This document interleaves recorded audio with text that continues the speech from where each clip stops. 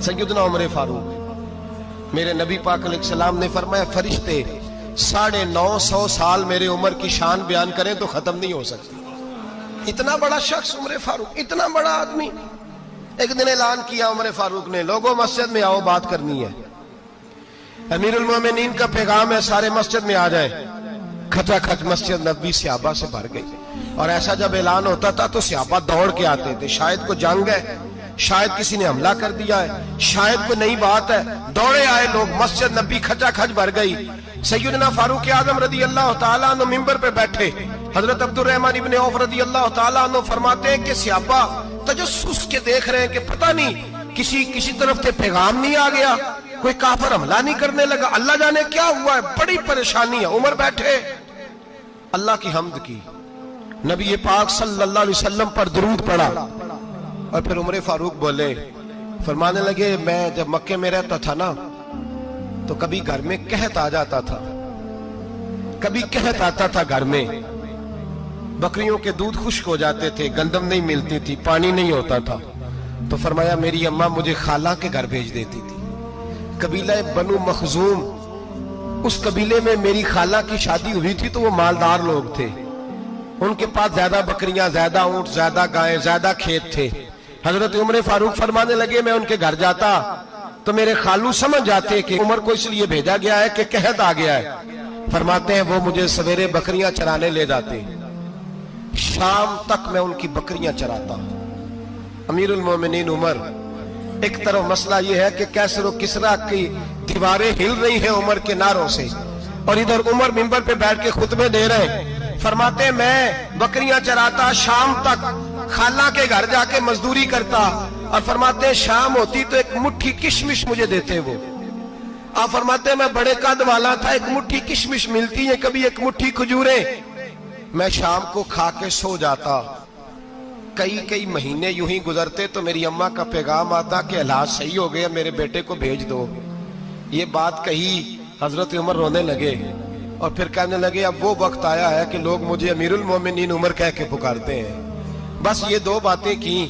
عمر نے کہا چلو ظہر کا وقت ہو گیا، اذان پڑھو، اٹھو نماز پڑھے، اٹھو. اذان ہوئی، اقامت ہوئی، جناب عمر نے نماز پڑھائی، لوگ چلے گئے تو سیدنا عبد الرحمن ابن عوف یارانہ تھا جناب عمر سے، بازو پکڑ کے کہنے لگے عمر سیاڑا بندہ یار تو یہ دو باتیں سنانے کے لیے اتنا مجمع اکٹھا کیا تھا، یہ دو باتیں کہنے کے لیے کہ میں خالہ کے گھر جا کے مزدوری کرتا تھا تو ایک مٹھی کشمش ملتی تھی، ایک مٹھی کھجوریں، یہ کہنے کے لیے کہ میں بکریاں چرایا کرتا تھا.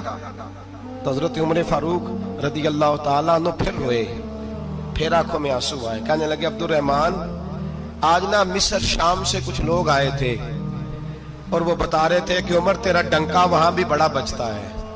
وہ مجھے کہہ رہے تھے تیرے نام کے وہاں بھی بڑے دبدبے ہیں، بڑے تذکرے ہیں.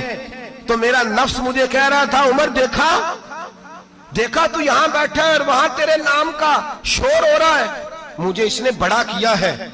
تو میں نے آج مصطفیٰ کے سارے غلام اکٹھے کر کے اپنی اوقات بتا دی ہے.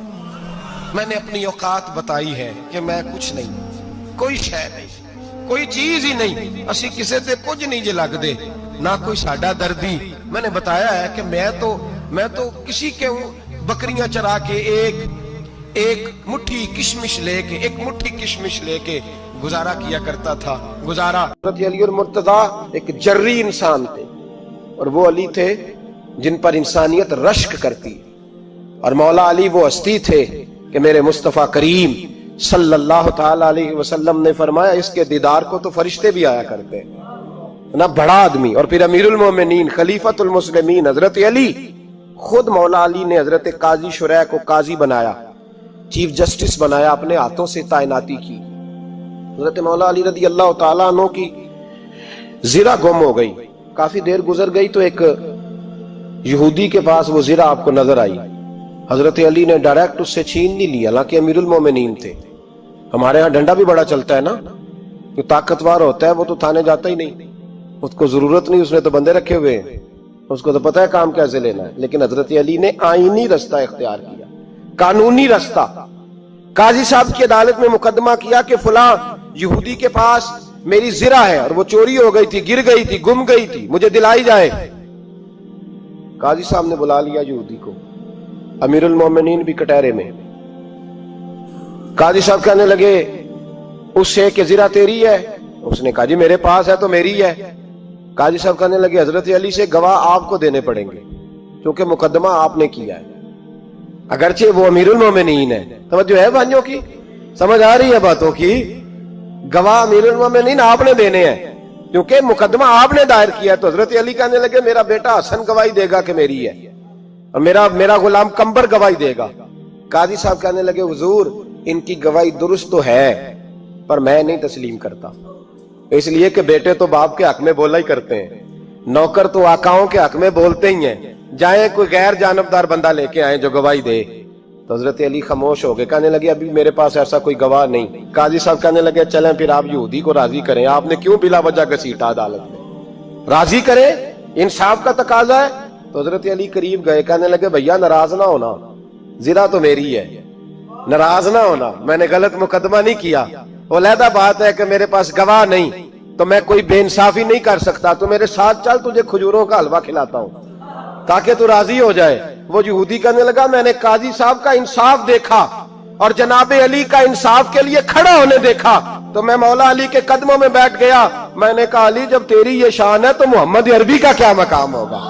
میں نے کلمہ پڑھنا شروع کر دیا۔ دیکھیں نا تقاضا پورا کیا ہے حضرت علی نے۔ تو وہ کہنے لگا علی تیرے انصاف کے رنگ نے نا، جملہ یاد رکھنا، کہنے لگا یہودی علی تیرے انصاف کے اس رنگ نے میرے دل سے کفر کی میل دور کر دی، تیرے عدل نے میرا کفر توڑ دیا، کفر۔ لیکن شرط، لیکن نا غریب آدمی ابو ایوب انصاری، ماڑے بندے، اب تو پیر اور مولوی بھی گنجائش نہیں نہ دیتا کسی کو بولنے کی، تو سیاست دان تو اللہ کی پناہ، وہ تو پتہ نہیں کس طرح سوتے ہیں رات کو، اللہ ہی جانتا ہے، پتہ نہیں کس طرح اپنے آپ کو مطمئن کر کے وہ زندگیاں گزار رہے ہیں، خدا ہی بہتر جانتا ہے۔ حضرت عمر فاروق جیسا دلیر اور جرری آدمی جمعہ پڑھانے مسجد میں داخل ہوئے تو جناب ابو ایوب انصاری دروازے پہ کھڑے ہو گئے، کہنے لگے عمر تیرے نوکر نہیں، ٹائم پہ آیا کر، بڑی دیر سے کھڑے ہیں۔ کیوں دیر سے آیا؟ بڑے جلالی تھے نا حضرت عمر، لیکن وہ جلالی اس وقت تھے جب کوئی ظلم کرتا تھا، اور ذات کے لیے جلالی نہیں تھے۔ کب وقت پہ آیا کر، کو ملازم نہیں تیرے۔ تو سیدنا فاروق اعظم منبر پہ چڑھے اور فرمانے لگے اللہ ابو ایوب انصاری کا بھلا کرے، جب تک اس طرح کے لوگ موجود ہیں کوئی بادشاہ بگڑے گا نہیں، اللہ اس کا بھلا کرے، اس نے میری توجہ صحیح۔ اور پھر عمر رو پڑے، رو کے فرمانے لگے مسلمانوں معاف کر دو، غلطی کوئی نہیں، میرے پاس کرتا ایک ہی ہے، اور عبداللہ کی ماں نے وہ دھو کے خشک ہونے کو ڈال دیا تھا، غریب ہوں، کرتا دوسرا کوئی نہیں، تو وہ ذرا نا خشک ہونے میں آ کے دیکھ لو ابھی بھی گیلا ہے، مجھے معاف کر دو، میری غلطی نہیں ہے۔ صحابہ درد کے ساتھ رونے لگے اور کہنے لگے اللہ اس طرح کے حکمران ہمیشہ عطا کرتا رہتا۔ میرے بھائی تو انصاف کا رنگ تو دے، ان تقاضوں کو سمجھنا۔ یہاں کسی کی جرت ہے بول سکے، طاقت ہے کسی کی، لیکن انہوں نے اپنے آپ کو پیش کیا، سامنے پیش کیا اپنے آپ لوگوں کے سامنے۔ مجھے میرے کچھ ساتھی نا لے گئے گجرانوالا سردیوں کے موسم میں، مجھے کہنے لگے سویٹر پسند کر لیں اپنی مرضی کا، تو میں نے کہا یار مجھے تو وہی مزہ آتا ہے جو میری اماں کروشیے سے بنایا کرتی تھی، وہی وہ پہلے ابا پہنتے تھے، پھر وہی سویٹر بڑا بھائی پہنتا تھا، پھر ہمارے کھاتے میں آ گیا، اور پھر اس کی تعریفیں ہوتی تھی غربت چھپانے کے لیے، اس کی تعریفیں ہوتی تھی بڑی محنت سے بنا ہے جی، کیا بات ہے، بڑا گرم ہے، تو اب چھوٹے بھائی کو دے دیا جائے۔ ہم نے کہا وہی زمانہ دیکھا ہے، وہی رنگ دیکھا ہوا ہے، اور اس پر فخر ہے۔ اب تو لوگ جب کچھ ہو جاتا ہے نا، دو چار لوگ جاننے لگتے ہیں تو لوگ فٹافٹ دعویٰ کر دیتے ہیں خاندانی رئیس اعظم ہوں، بڑی بات ہے، ایسی کوئی بات نہیں۔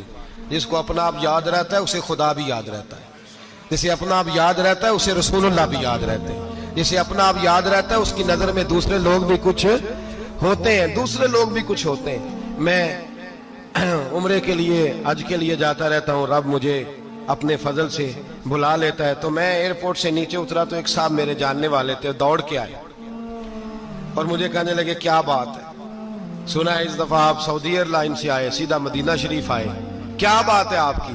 اور میں نے کہا صاحب چھوڑ دیں، میں بھی جب پہلی دفعہ آیا تھا تو میں بھی بڑا گور گور کے ایئرپورٹ دیکھتا تھا، میں نے کبھی دیکھا جو نہیں تھا، میں بڑا گور گور کے دیکھتا تھا، کوئی ایسی بات نہیں ہے، یہ نظام قدرت ہے، بادشاہ کے فیصلے ہیں، وہ جب چاہتا ہے جس طرح کے چاہتا ہے فیصلے فرما لیتا ہے، تو یہ اس کے فیصلوں کی بات ہے۔